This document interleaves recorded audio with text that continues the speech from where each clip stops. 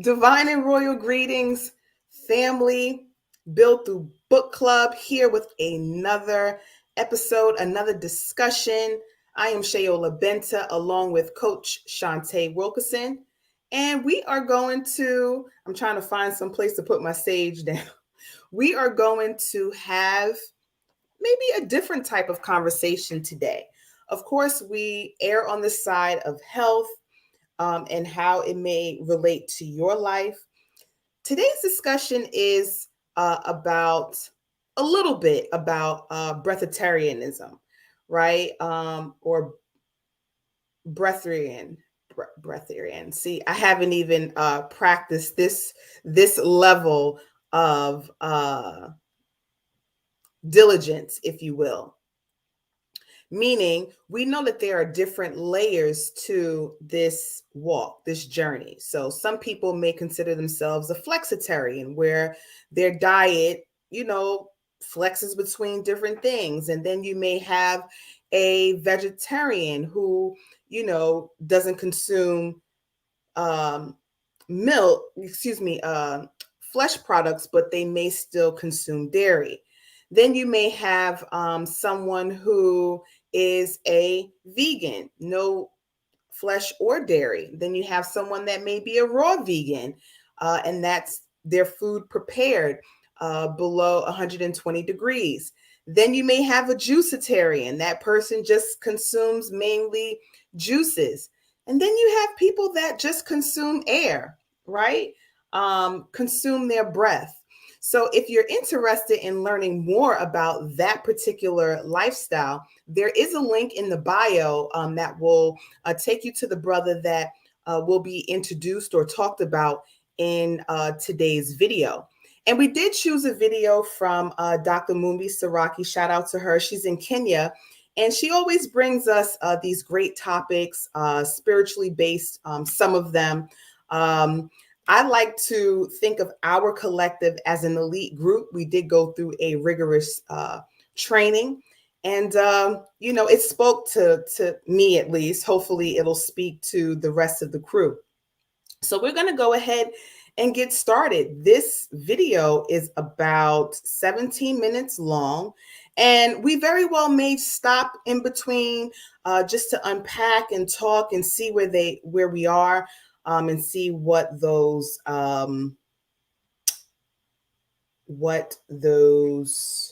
thoughts are. So give me one moment, which is weird because I don't even see. Hold on, maybe it's this. Yep, this is where it is. So here we go.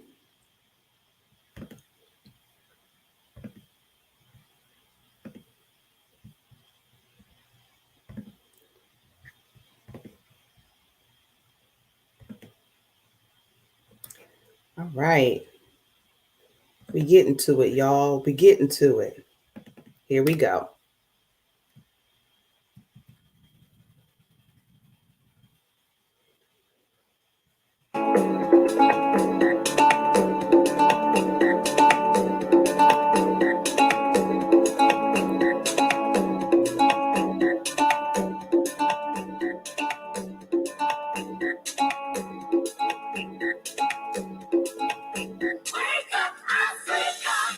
Hello and welcome, family. This is a special message for the elite chosen ones. And the only reason I say that is because there's so many different levels of chosen ones and many won't get this. This is extreme.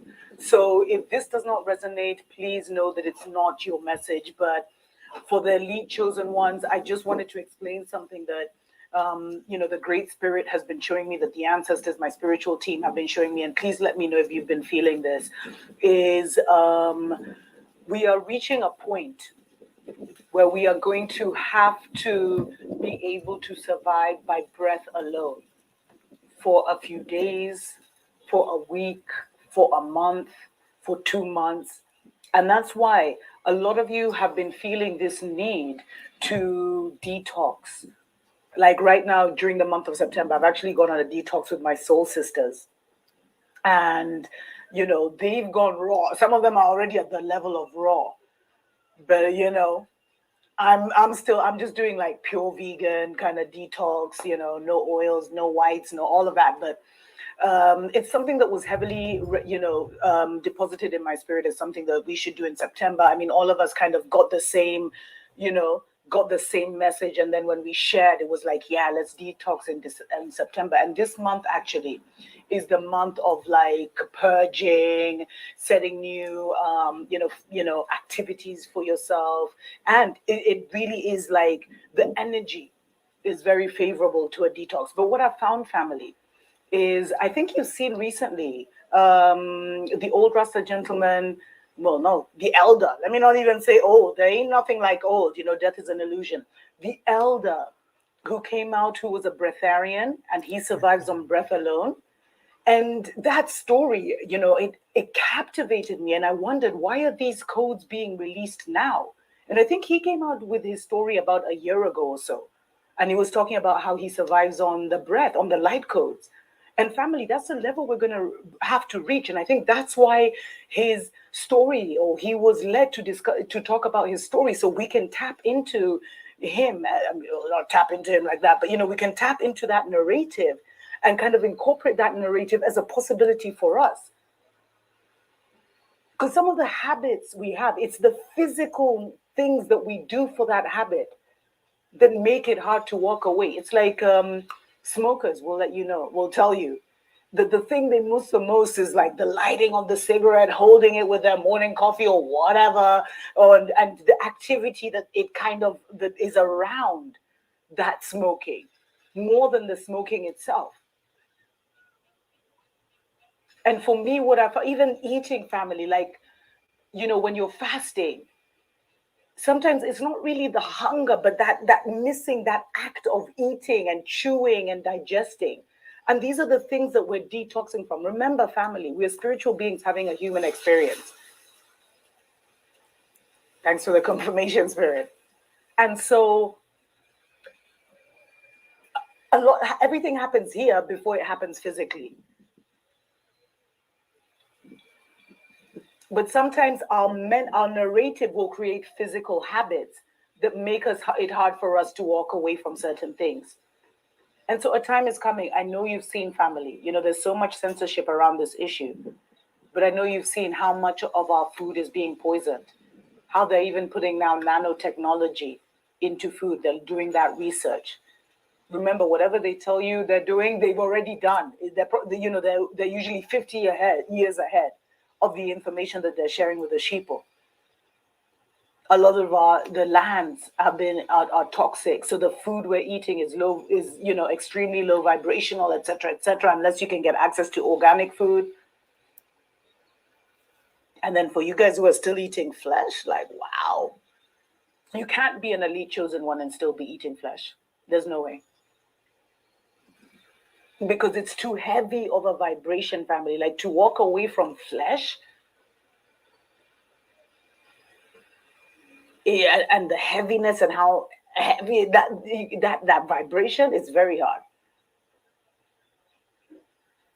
And I'll be totally honest, family. Like, I fell off the vegan wagon when I got to the island, and I, thought I could innocently eat fish because I'm water. But there's something about the waters. I know you guys, what happened in Japan and everything. Like, there's something, family, because I started getting like a puffiness from my body started just rejecting it. So I'll stop here for a moment. I can't really see anything other than the screen. So Shantae, if you see anything differently, definitely feel free to chime in and let me know. But All right. what have you taken away thus far in these 5 minutes?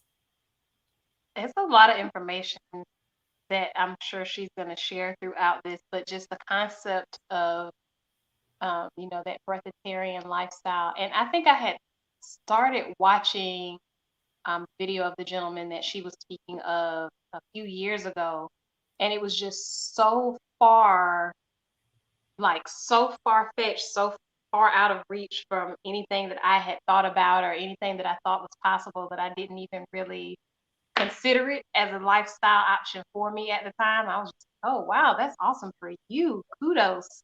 You over there, you keep doing your thing. 'Cause, yeah, somebody could do that. I don't think that somebody is me. Right, But right, like I right. said, when it comes to our intake, it's more so of a habit than it's more so of a habit than anything particular that we need.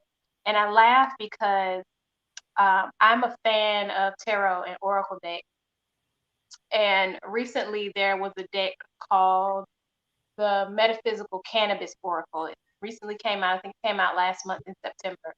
Mm, And I have fallen in love with that deck. Like it is deeply connected to my soul already, and I've only had it for like maybe a week or two. And I think it was a week. I think it was a week. I think I got it last week Friday. mm-hmm.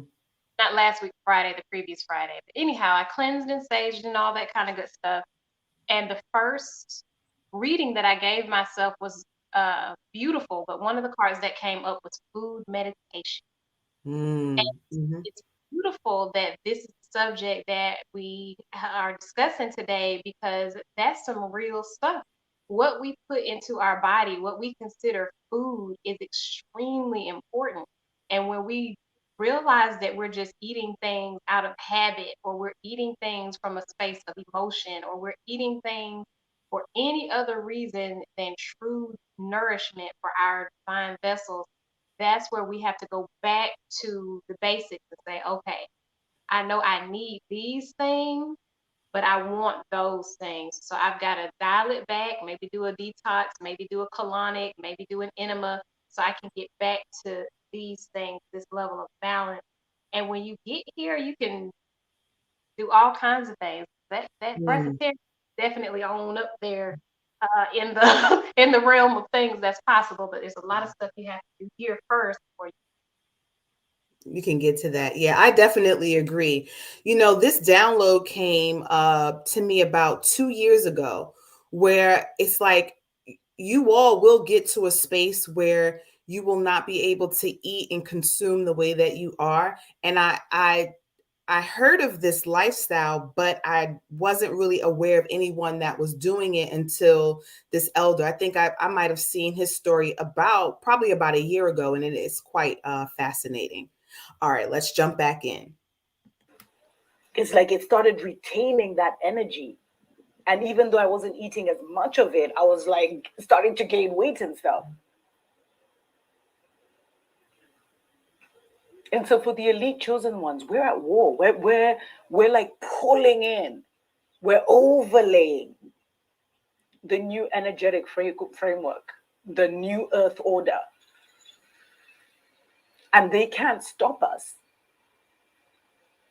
But they're going to try and do everything to make us stop ourselves.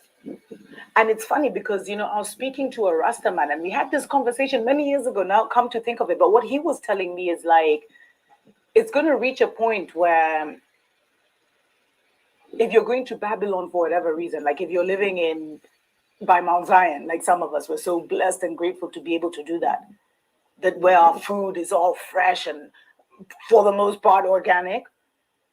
It will be like when you travel to Babylon, you won't be able to eat there. Mm-hmm. And I remember when I was having the conversation with the Rastaman, we were talking about how a lot of celebs even carry their water to Africa. Actually, that's how the conversation started. And we were talking about how certain celebs who come from Jamaica or wherever, when they came to Africa, they would even carry their own water, all their own food, everything. And their own chef would come along. So they would literally not eat anything of the land. Mm-hmm. And that's the point we're going to have to reach, because as the elite squad, we're here to shatter the old paradigm, to bring it down. We're here to spread the good news to the people, to our people scattered across the world. And that may, require us to go into the belly of the beast. And when we go into the belly of the beast, we best be ready to live by breath alone. And you'll have to, I know a lot, well, I don't know. Let me know in the comments below. Is this something are you resonating with this?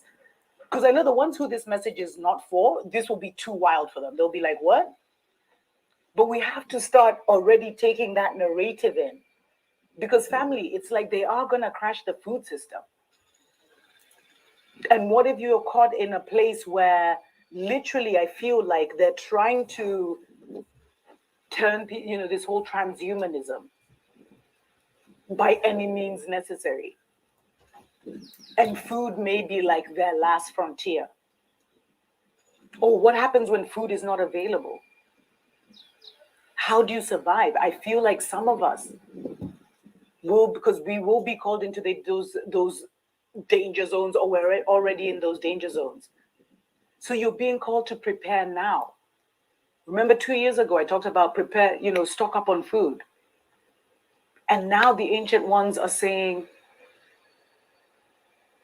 prepare to live by breath alone.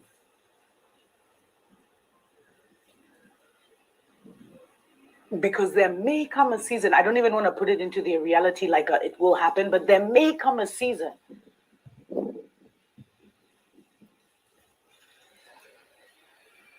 when that will save our lives. So if you're being led to detox, listen to your spiritual team, even when they ask you to do the hard things.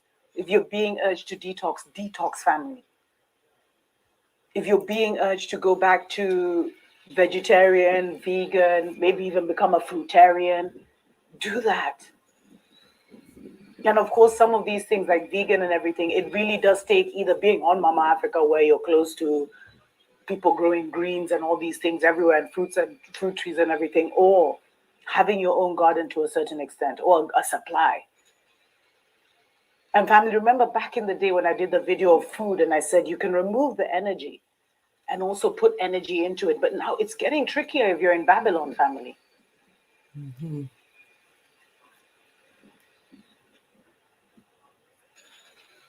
So start to become comfortable with the idea of living by breath alone. And I'm telling you, the way this sun feels now, some will say it's the false sun. I don't know about the false sun or I feel something. But the light, the energy that is hitting the planet will be enough to feed you.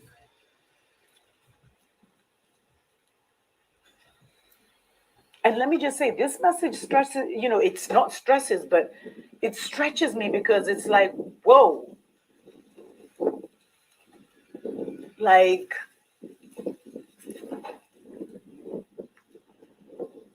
I'm okay with fasting a few days, but those people who do like a pure fast, no water, no nothing. I've never gone down that route, but the Spirit is urging us to prepare for any outcome, because family, the truth of the matter is, no one knows what is up ahead. It's being written right now. They've tried to put books and predictions and mix it up with our revelations and predictions, but it's like we're choosing those timelines right now. And the disadvantage we have is that they have our people so deep asleep that they're choosing the wrong timeline. So our people are supporting them out of ignorance, really. They keep choosing their timeline, and then we're trying to bring in this new timeline. So it's just like, and remember, the group consciousness is how this world works. What the group believes is what manifests and shapes reality. So they really do everything to make sure you can't penetrate the group consciousness, or they've tried to capture the group consciousness. And right now we're in a bit of a, mental prison situation, because so many of our people, especially here on Mama Africa, believe in a Mzungu Jesus, a Mzungu God, and all this like really low level stuff.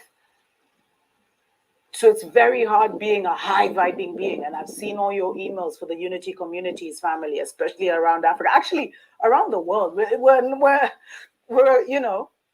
We're such a separated people. I feel you, family. I'm putting the Unity Communities together as quickly as possible while doing my own healing and ascension. And I'm so grateful that you want to be a part of it. It's so beautiful. Thank you so much. I even have hiccups. But could you live by breath alone? Develop that faith. Have that narrative in your mind. Because that will probably be the so-called trump card of the Babylon system to make people fall into line.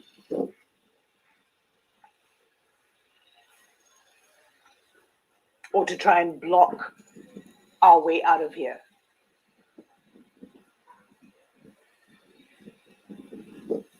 By poisoning what is below, let's say our body, so you can poison what's above, which is like our mind, spirit, etc., etc.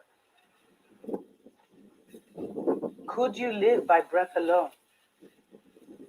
I'll even look for the gentleman I'm talking about and leave it in the comments below.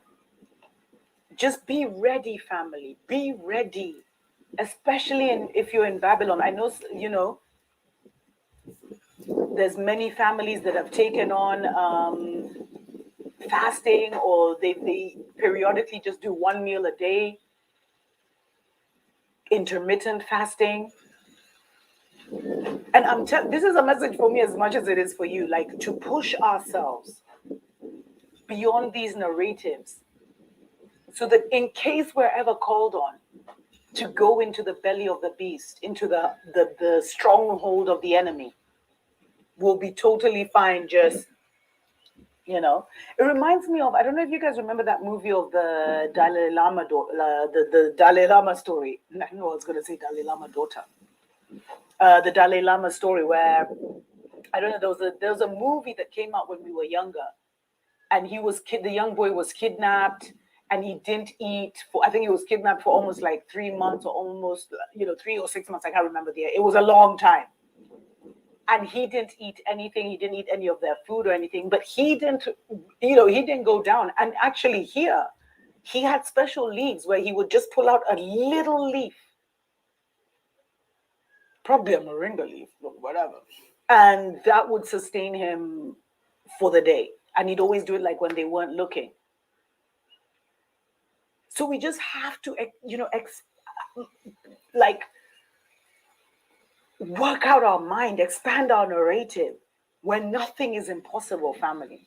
Let me know what you think in the comments below, because when I've been holding this message, but really we must obey spirit when we choose to be messengers. We can't just share what we want to share and say, oh no, I'm not sharing, I'm not going to share this one is too much, because spirit is constantly expanding us. That's how you know you're working with your ancestors and your spiritual team. They constantly want to expand you on all levels. It's like a stretching. But those are stories for other days. Tuko pamoja. All right. So let me come back to the forefront. There's a lot going on here. Remove. Ooh, Sacred Woman Lorraine is here. Look, eating, having a good time.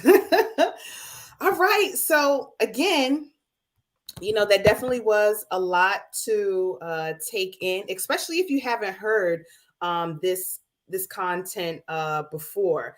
There is someone on Facebook that says, yes, I definitely resonate with this. And I loved the movie that she showed at the end, in that we very well may have to acclimate ourselves, especially as messengers, especially as healers. If we are going back and forth into Babylon, how does that actually look without us getting caught in the crosshairs? Are we ready for that type of shift? Like, all right, I am not a flesh eater, but I might have a little something before I leave the house, because I know where I'm going. They're either not going to have what I can eat, or the vibration or energy or whatever that's in the food I don't need to consume. So what say y'all? What did you take away from Dr. Moonbi?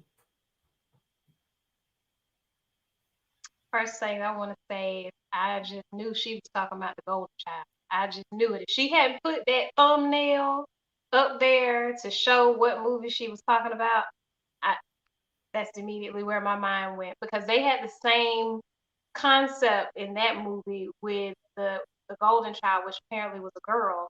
And she would Mm. just sit there, and whenever they weren't looking, she'd take out a leaf and that leaf, and that was Mhm. her sustenance for the day. And it was just an interesting parallel or whatever that she made with that concept, because um, sorry, I'm getting this, because like you said, when you're getting ready to go into a space, we may not think about, going to a family gathering as going into Babylon. But if you're from the South, specifically, like where I'm from, there's no such thing as a flesh-free meal. Like the peas have smoked something in them, the collard greens have smoked something in it, the cabbage has smoked something in it. The Everything has something that came from flesh in it. Um, Mm. Literally, the only time that I have food there that I can eat is if I prepare it to take with me. So that is always a concept, and just to think about now this particular, like, going into the space of a breatharian, the way that it was presented definitely does make sense, Mhm. because you're about like our different healers, leaders, and teachers who are taken to into their own areas of Babylon, and they have to sit still, and they're not being given the food that they're accustomed to eating, and they have to do all of these other things to just stay grounded. I know that just being able to go into a meditative state and not have to be concerned about what your gut bacteria is demanding, or what your habits are demanding, and that type of deal would be exceptionally beneficial. So I'm definitely more open to it than I was previously, Right, but right, it's right. still a hump. A hump indeed, a hump indeed. Thank you so much for that share. Lorraine, do you have any takeaways from what Dr. Moonby was sharing? Um, yeah, I guess so. I know over the time, so I've been vegetarian for many, many, many years. I'm vegan now, but like, so I've always been used to and accustomed to going to people's houses and bringing my own food since for like 15, 20 years now. Um, Um, and so I've gotten to the point where if I'm going to like a friend's house and I'm gonna hang out for a while there, like I'll usually just bring the meal, like I'm gonna cook for you guys, so it'll be Mhm. something that I can eat, for sure. And then also just kind of slowly introducing them to, my lifestyle.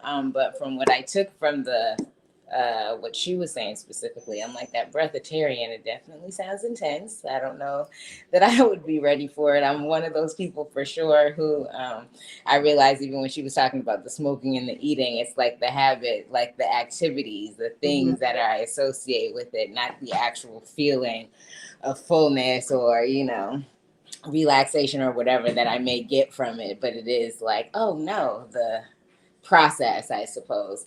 But what I would want to say is about the breatharian to the extent it sounds doable, definitely challenging, but it's just that whole notion of, mind over matter, for Mm. sure.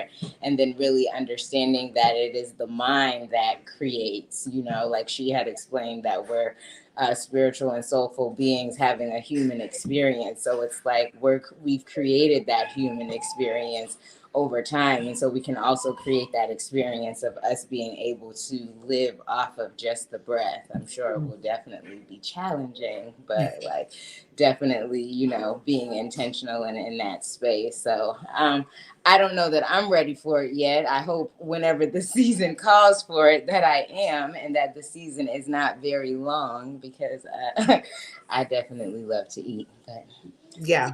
I mean, listen, I said, Most High, is it some type of trick you're playing on a sister? Because I too love food, but I also realize that, just reviewing my patterns of life, I can abuse it, because if I love something, I'm going to love it and I'm going to eat it.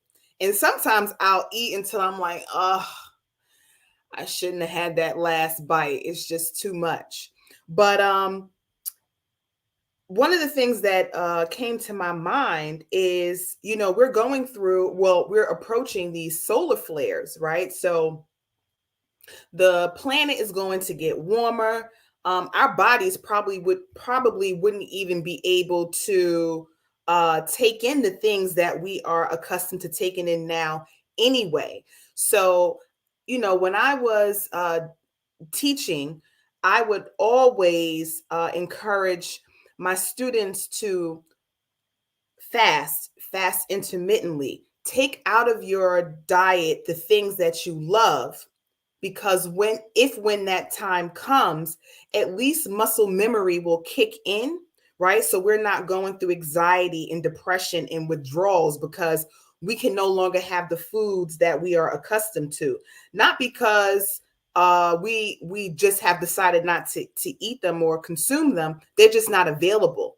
So how would you mentally prepare for a time when the things that you are accustomed to are no longer available? So just doing that practice, whether it's a day of not having a thing, really can help. Now, when I fast, I'm not going to front. I went through a fast where it was just total, it was 100% juicing.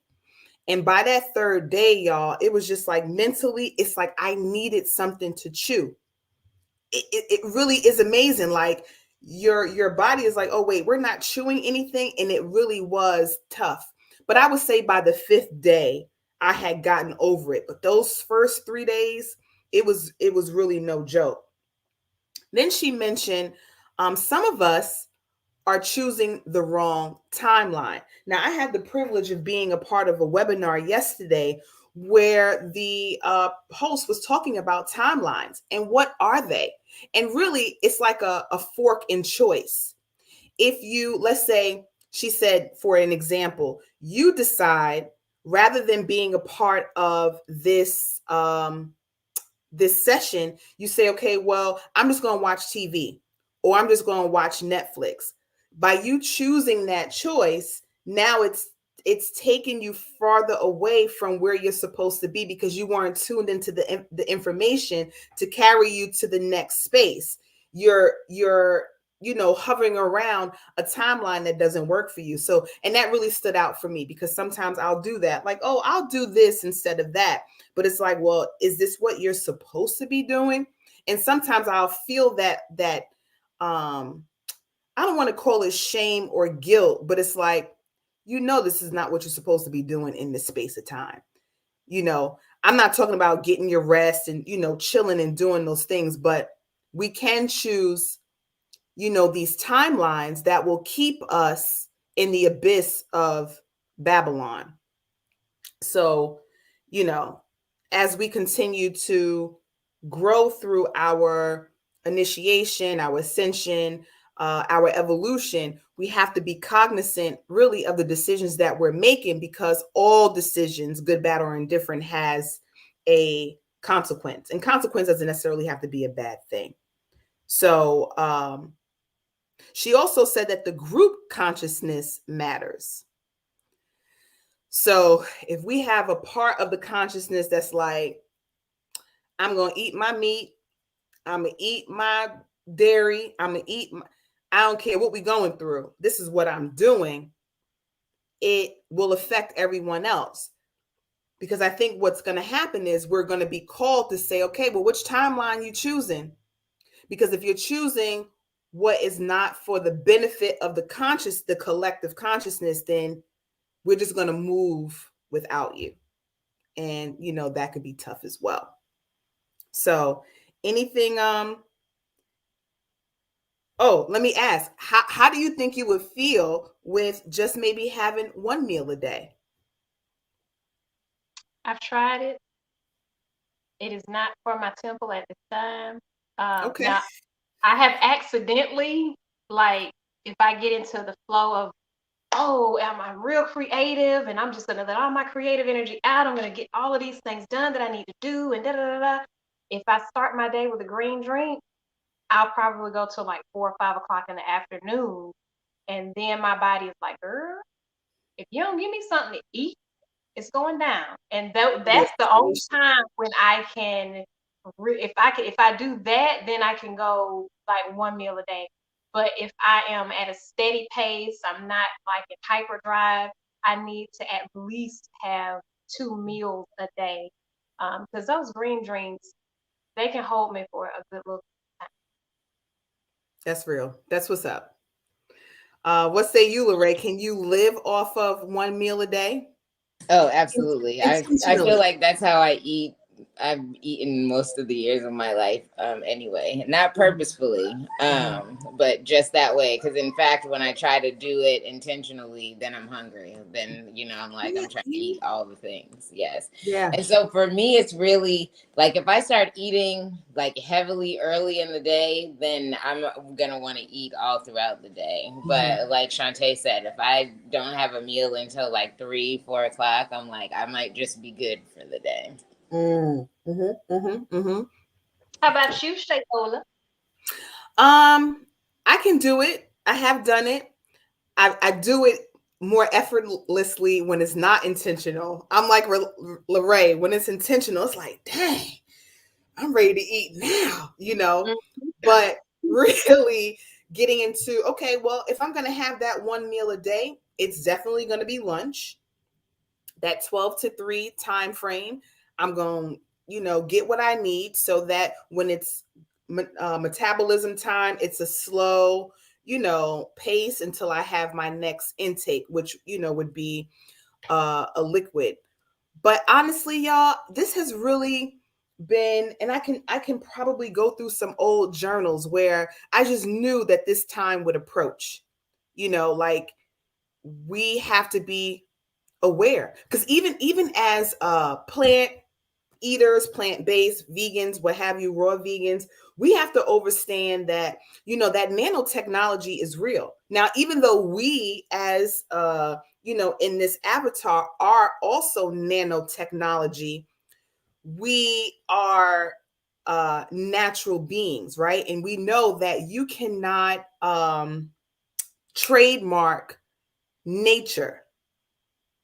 But if you alter nature, it can then become property, right? So I'm saying that to say a lot of the foods, especially vegan foods and things like that, they definitely have this nanotechnology in it, which over time, if enough of it is taken in, it can and will alter your DNA, making you less human, thus, and not saying that, unfortunately enough, we're not property now, because most of us, if not all of us, probably have birth certificates.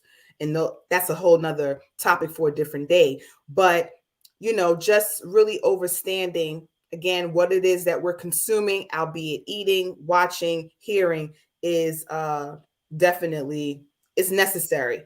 But we want to be careful. I was going to say 2 things. Well, one is a question, but just to veg you back off of what you were just saying, it's so interesting because I used to always say that, like, if the theory of evolution is true, then as humans, we should be evolving. And I'm like, so what is the next evolution of the human? But like with you saying that with the nanotechnology, and it's like, oh, it's becoming less human and more of whatever that technology is. So it makes perfect sense.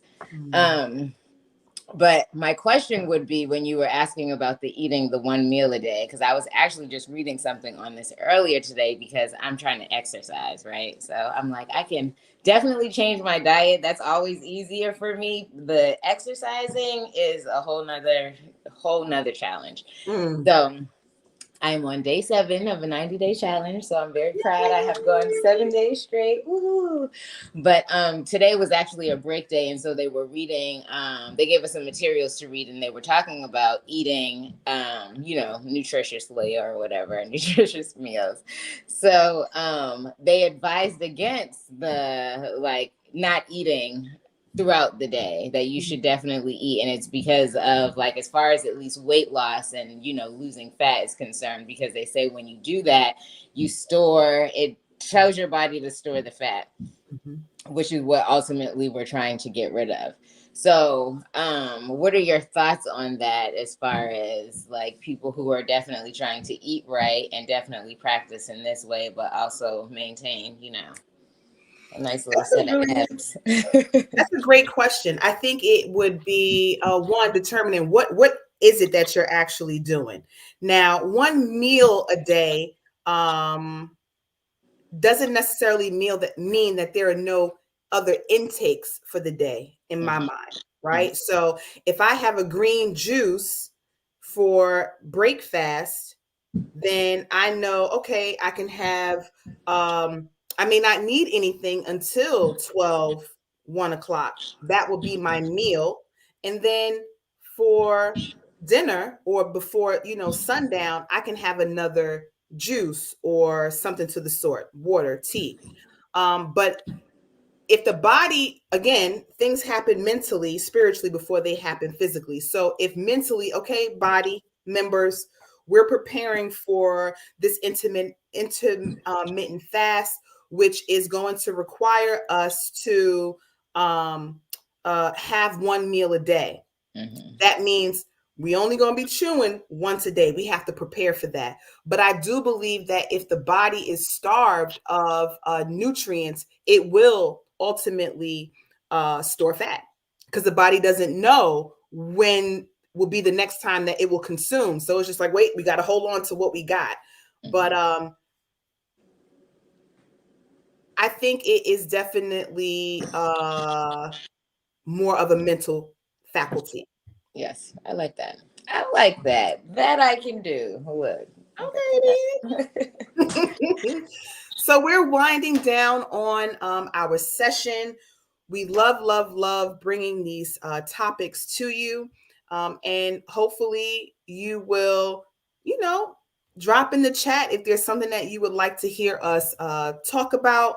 But we really want to encourage you, as Dr. Mumi was saying, like for real, if you feel that your body, your higher self is causing or calling for you to detox, do that. Right. And we really don't want to ignore these warning signs. I'm one. Like, it got to be a full tractor trailer, dun, dun, dun, dun, for you to be like, oh, Spirit was saying to detox now. Right. And you may have people around that's like, nope, I'm going to eat this, I'm going to eat that. And you got to have that tunnel vision to say, well, the message that I received for me was I need to chill. I really need to focus on what I have, because there is intelligence in that, right? And as she mentioned, no shade to those. Wherever you are is where you are, but we do know that whether it's the waters, whether it's the way that the animals are being raised, it definitely is an imbalance. And the more we keep taking in the imbalances of those animals, it's just a transfer of energy. So if you're gonna have it, have a plan. If I'm going to eat this, am I eating any greens? Am I eating any rawage that's going to help clean that, stuff out? And as I'm learning different modalities, there's so many ways in which you can level up. The food is just a part of it, or a lack thereof. But listen to what your body is saying. Listen to what your spirit is saying. And don't allow other people to tell you, well, this is what you should be doing. Wait a minute. You ain't get my envelope. You don't know what the Most High is calling me to do for my next step on my journey. So, definitely just make sure that you're going within and not relying on what other people are doing and saying, because you didn't get their envelope. So, any closing remarks from either one of you before we peace out? I did want to share. I went ahead and ran and got this. This is the deck that I was talking about, the metaphysical cannabis. And this right here is a powerful deck. It was designed and illustrated by two melanated women. And when I tell you that this deck right here, it's like it sits right beside me. And, all right, now, baby, come on, let me tell you something. And it's right in my face. So that if you are looking for a new deck and you're interested in this one right here, even if you don't use cannabis, this deck is. I was gonna say, come through for cannabis now, because cannabis is amazing. Powerful, yeah. So many levels. Chat. Get you one. Okay. Thank you for that referral. I appreciate that. Absolutely. Anything for you, lawyer mommy? Oh no, just always give thanks for holding space, and thanks for all of you guys out there joining us, and have a great weekend. Come through, come through, come through. It's supposed to be beautiful in many places. I hope that you're able to get out and get some sun. Until next week, Friday, we say peace, love, and wholeness.